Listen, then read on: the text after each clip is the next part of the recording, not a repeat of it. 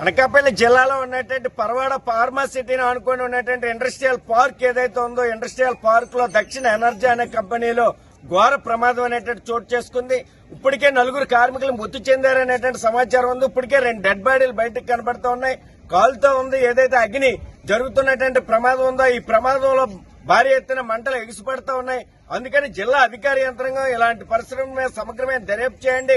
ఇండస్ట్రియల్లో భద్రతా ప్రమాణాలు లేకపోవడం వల్ల నిండు ప్రాణాలు గాలిలో కలిసిపోతున్నాయి. అరిచేతిలో ప్రాణాలు పెట్టుకుని క్షణక్షణం భయాందోళనలో కార్మికులు విధులు నిర్వహిస్తా ఉన్నారు. ఇప్పుడు ఏదైతే ఈ ప్రమాదం జరిగిందో ఇంకా మంటలు ఎగిసిపడతా ఉన్నాయి. వాయువులు విడుదలవుతున్నాయి. ఘోరమైనటువంటి వాయువులు రిలీజ్ అవుతున్నాయి. కాబట్టి పొల్యూషన్ కంట్రోల్ బోర్డు అధికారులు అలాగే జిల్లా అధికార యంత్రాంగం దీని మీద సమగ్రమైన దర్యాప్తు చేయండి. మృతి చెందిన కుటుంబాలకు ₹1 కోట్ల నష్టపరిహారాలు చెల్లించాలని సిఐటియు అనకాపల్లి జిల్లా కమిటీ డిమాండ్ చేస్తోంది. ఇలాంటి ప్రమాదాలు మరిన్ని చవిచూడకుండా ఉండాలి అంటే సేఫ్టీ ఆడిట్ నిర్వహించాలి. అనేక మార్లు గగ్గోలు పెడుతున్నాం. సిఐటియు కార్మిక సంఘం ఫిర్యాదులు చేస్తూ ఉంది.